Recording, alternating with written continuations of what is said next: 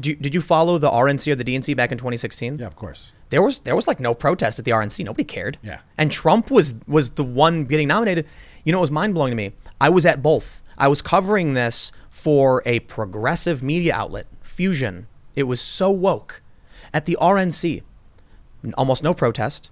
And I'm watching at a bar across the street because we were there to cover the peripheral, not the inside.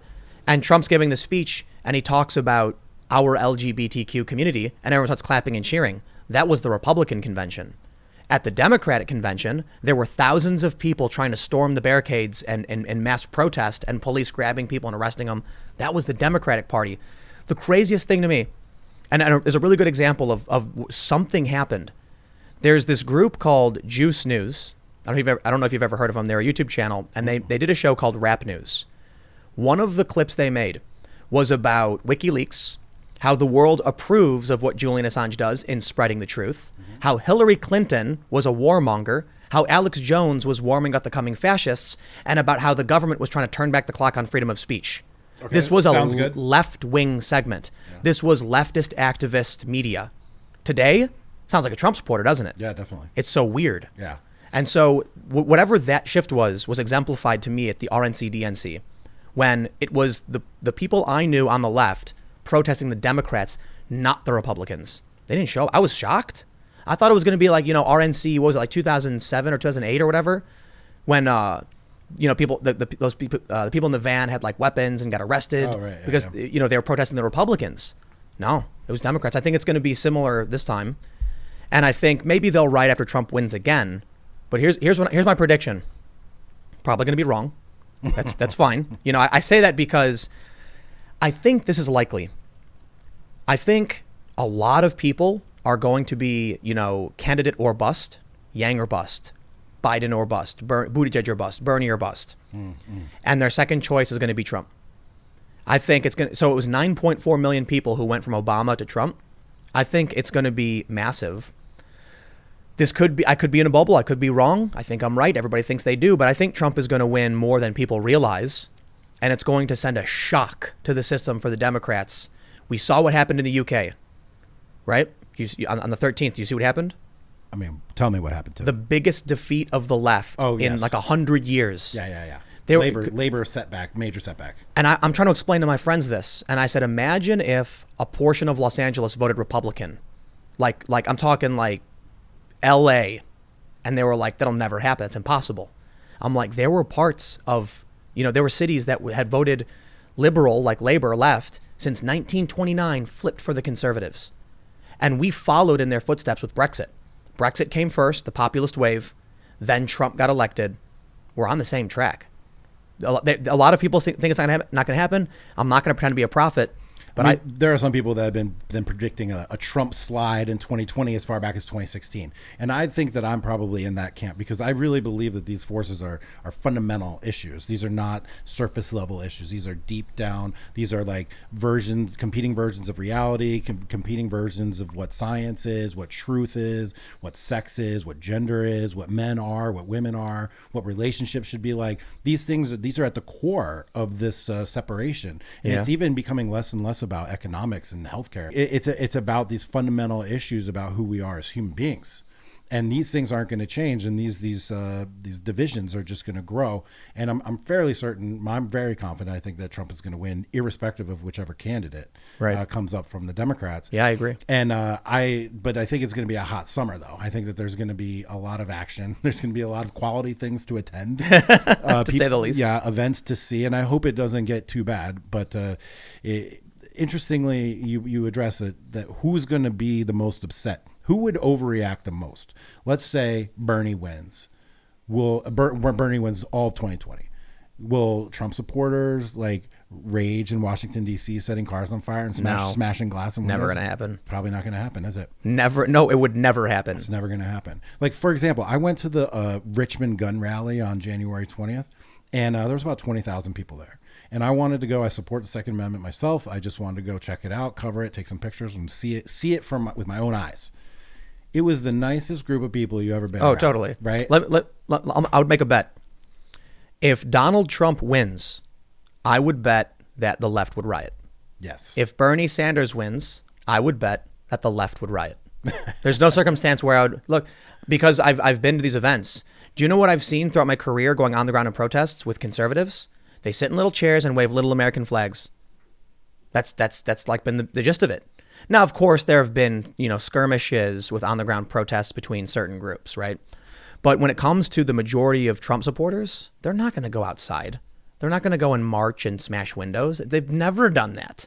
I mean, they're law and order people also, for one. Right, which is funny. The Donald subreddit got quarantined because they were threatening cops, apparently. Yeah. It's completely absurd. Yeah. Like the Blue Lives Matter people, are you nuts? I don't know. Reddit is just some universe that exists, and I have no idea what's going on there. I've never been there. Let me go back to what you were saying about the gender stuff, the identity stuff. Yeah. What I'm seeing now on the left in terms of mainstream talking points is like they've gone off the track, right? We have a left and a right train track with both cards, slowly moving a little left, little right. Something happened, and the cart for the left bumped off and just started going straight left. And now you have, AOC saying, if we don't get our act together in 12 years, this could be the end of the world. She was being hyperbolic. I get that. I want to be fair. She wasn't literally saying the world's going to end. But Greta Thunberg said, we have 8 years. The number keeps changing. It's getting more dramatic. And even if it wasn't their intention, people on the Democrat side picked up that rhetoric like, we have 10 years left before the world seriously becomes, irreversibly damaged. We can't save it. And I'm like, I've always been concerned about the environment. I worked for Greenpeace, and none of us would say that kind of crazy nonsense. Yeah. We would talk about the urgency of core issues like, hey, there was an oil spill at Deepwater Horizon. Can we get some support to fight for certain regulations to make sure this stuff doesn't happen? We weren't going around screaming the end is nigh.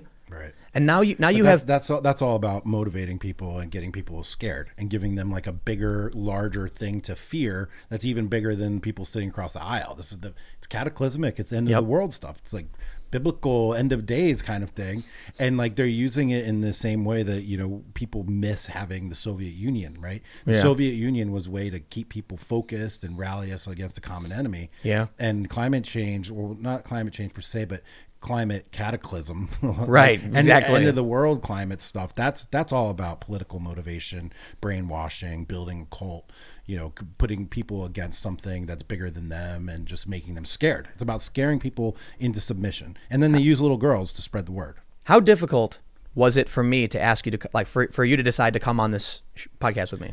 Well, I had to check your subscriber count and stuff first, and then I decided it was a good idea. No, of course, Tim, we'll come on the show. About how many seconds did it take for you to be like, oh yeah, I can definitely come out? Right away, bud.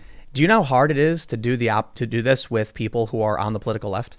I can imagine it's very difficult. I've done it with a few people over Skype and stuff. Yeah. There's a few people I absolutely respect who have come on and had conversations with me. I've had a conversation with Sam Cedar, David Pakman. Much respect for their willingness to have that conversation, even though we definitely disagree. But man, I always, when it comes to big stories, know that I have to reach out to people on the left first because it takes forever. Yeah. And they typically say no. Yeah. And this is what leads me to think you're that scary, Tim. You're scary because you're unrestrained. You're you. You can do you, be you, say exactly what you want. That's terrifying. You don't come with a style guide. They don't know exactly what you're going to say, how you're going to ask it. They're on edge. They're afraid of being exposed. Well, it's because there is a cult. And it's not that everyone on the left is in it, but they're all scared of it. Yeah. So I was watching Bill Maher, I think it was 2 weeks ago, and he was talking about Elizabeth Warren and how she said she would have a trans teenager vet her, Department of Secretary of Education or whatever. And he said, forget the trans thing. It's insane that she would have a high schooler pick someone in her cabinet. He turns to the Democratic Congresswoman and he says, you would say something, right? And boy, did she not want to. Oh, did she punt on that, or did she say how stupid it was? No, she punted. Okay, yeah, she kind of sidestepped and kind of like didn't directly address. You know what I'd say if Bill Maher said you wouldn't? I'd be like, absolutely, that's nuts. Right. Look, man. First of all, you're right about the trans thing. Why would Elizabeth Warren give a kid the right to supersede her decision on a cabinet member? But what does it have to do with anything anyway? Yeah. But this Democratic woman was.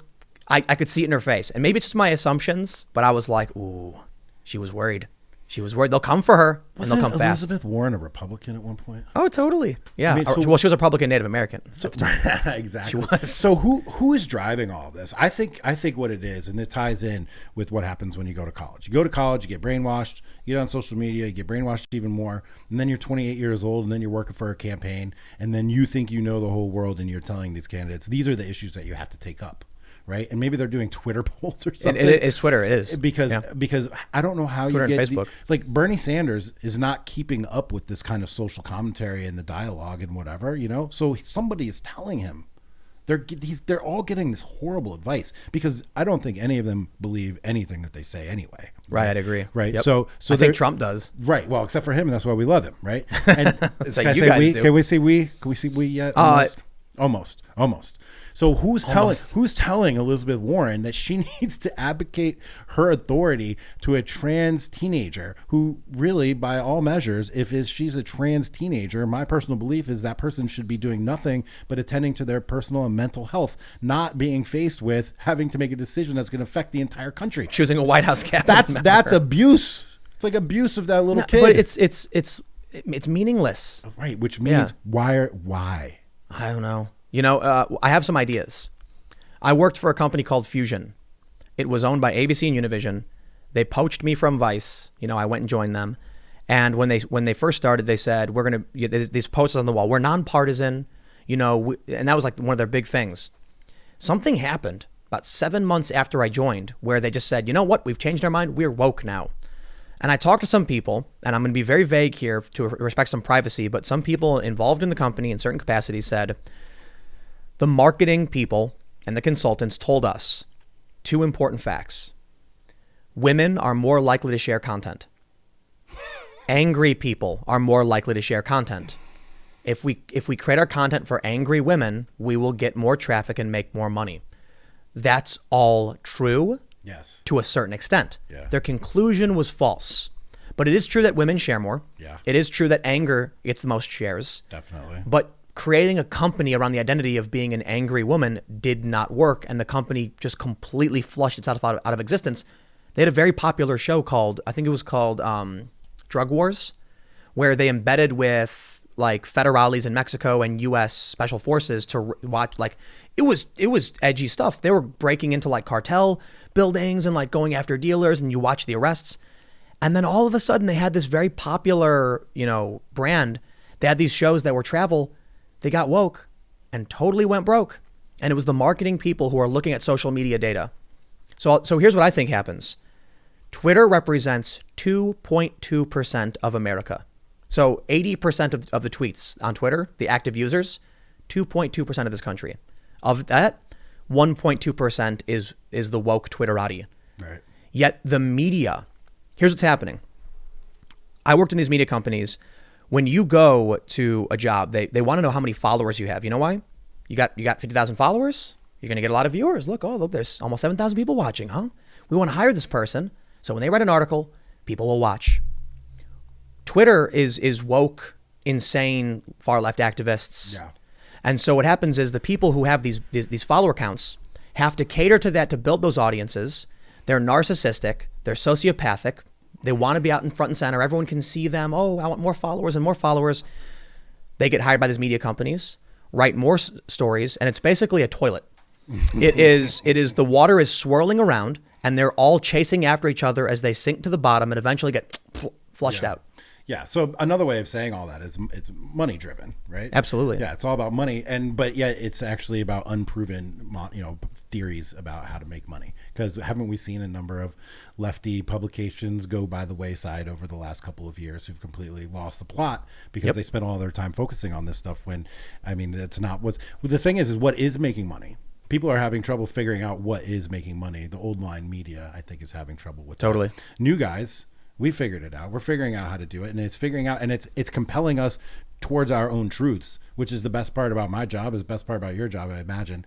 I'm on an intellectual journey where I get to interview people and have them on my podcast and write books and travel around the country talking to people. and it's being supported by the people that want me to continue on this same journey. Speaking of which, what's your podcast? Oh, well, podcast is Jack Murphy Live. You can find that on iTunes and Spotify, everywhere else, all around. We got season 2 kicking off. First guest is coming up. Is going to be Scott Adams coming up next week. Awesome. Yeah, so that's a good one to get started with. And, I also run a private community called the Liminal Order, and that's at liminal-order.com.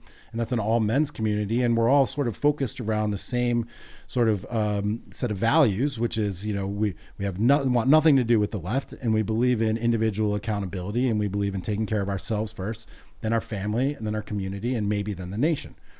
Very liberty-minded, I'd imagine. Very liberty-minded, individualist, but yet, focused on family and community. And it's, we study things that are helping us understand this world better today. And we're also working on things to help us become better people, meditation, physical fitness, communication strategies, cognitive behavioral therapy, logic. Cool stuff. Yeah, we're doing courses. We've got PhD professors in there teaching courses. We've got guys from the Naval Academy teaching, military strategy stuff so you can better understand the world. But my point here, and we can talk about that as much as you like, I'd love to, is that, they are helping me, and we're all along on this journey together where we're going down our own path for truth, and we're all working together to try to find the answers find the answers, and to find a way to live in this world that is just full of conflict and hate and racism, and trying to find a way that we can be our best selves in this environment. And so that's our pursuit of truth and knowledge and information, and it creates media off of that, and it's funded by the people that are participating, and it's guiding it. And so that works. That's a model that works for me. Your model's working for you too.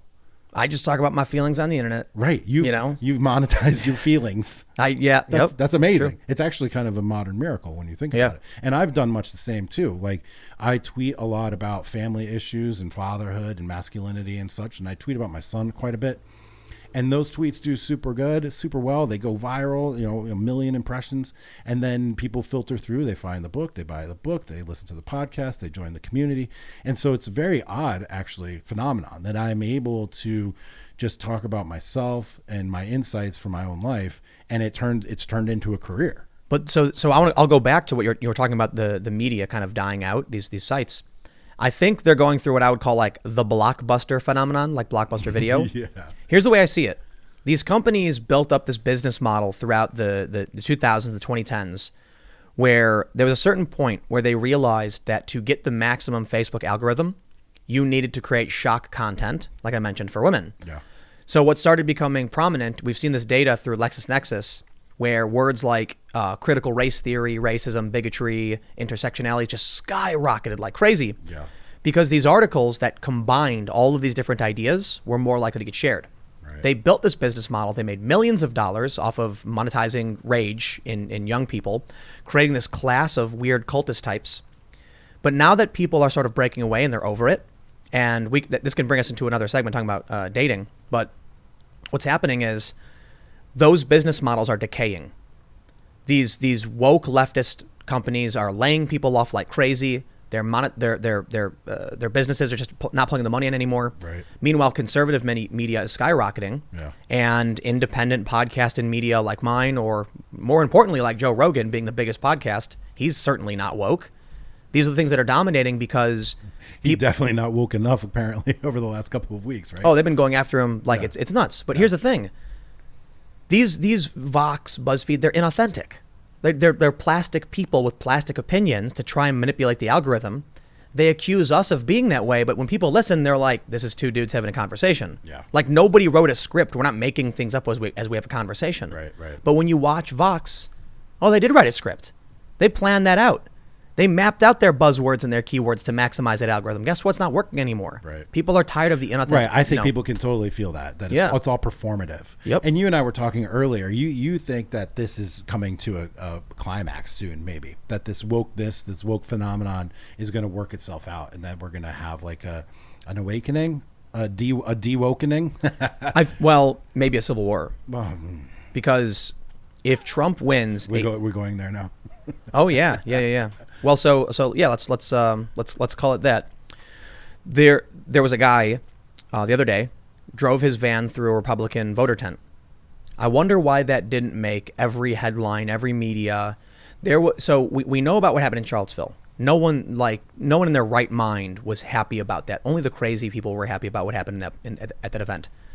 But there's every so often there's some leftist protesters who'll get in the street and they'll block it, and then someone will idle their car slowly, moving through them. Right. And what do I hear from the BuzzFeeds, from the Voxes? Right. This is just like Charlottesville all over again. Right. And I'm like, dude, okay, it's not smart to do what that guy did. They put their car in idle, so it's going a mile an hour, slowly pushing towards people as they bang. Dude, I got to go to work. Right. And I think, look, man, if people are protesting, you got to err on the side of safety and don't try and, even inch your car through. That's just my opinion. I don't think he was plowing through anybody.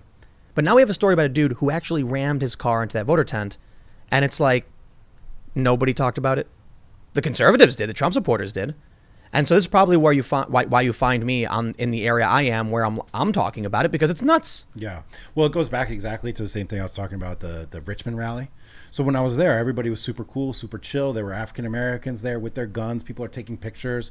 But then the news reports, man, were just like, this is the worst thing ever. These people are all violent militia, military men stormtrooping through the city. Yeah. What would they do if there were black people there? They wouldn't let that happen. Can't have black people have guns. And the Panthers were there. Right. They were there. Yep. So it's the media decides what we're going to be upset by and what we're going to talk about. So what happens when you have millions of people who are indoctrinated by rage bait media? Donald Trump wins with a bigger majority than he did in 2016, making them feel like, oh, the fascists are winning. It's going to be bigger. Yeah, they're going to feel that. They're definitely going to feel that because I think he's going to win. He only won by 77,000 votes across 3 states to win the Electoral College before. And I have a feeling that those states, Michigan, Pennsylvania, Ohio, are going to go even more in his direction. He brought back the Ford plant, 3,000 jobs, something like $1 billion. Yeah, he's going to do a lot better. Yeah. I could be wrong. But what happens then when you have these people who for a decade have been indoctrinated about the rising fascists? You see these videos where there were some Republicans at a college. I don't know if you saw the viral clip, and the dude stops and starts screaming about slitting Republican throats and how they all have to die and all this crazy stuff. There's a lot of these people. There are. And what happens when even like them and their friends who are completely indoctrinated see regular Americans becoming fascist? And what do you think they're going to do? Well, I think it's interesting to think about what would the form of a conflict look like. Like standard, blue and gray on the other side of the field with muskets. That's not going to happen. Never. No. Right. But there's a new way of conducting war, and it's already happening. It's, media manipulation, cancel culture, political and social assassination, exile, take away your ability to conduct financial transactions, take away your ability to earn an income. Just completely slander you. I mean, it's happened to me. I've seen it happen to a bunch of people. And there's just more ways to conduct a conflict these days than traditional, even back to World War II or whatever. It's just going to be a different kind of conflict, which is already ongoing at this very moment. Yeah, we're in it. And I think one of the most important things is when you see these stories about like running through the voter tent, I don't think that matters that much. Obviously, it matters to the people the guy attacked. It matters in the sense that this guy attacked somebody. I totally respect that.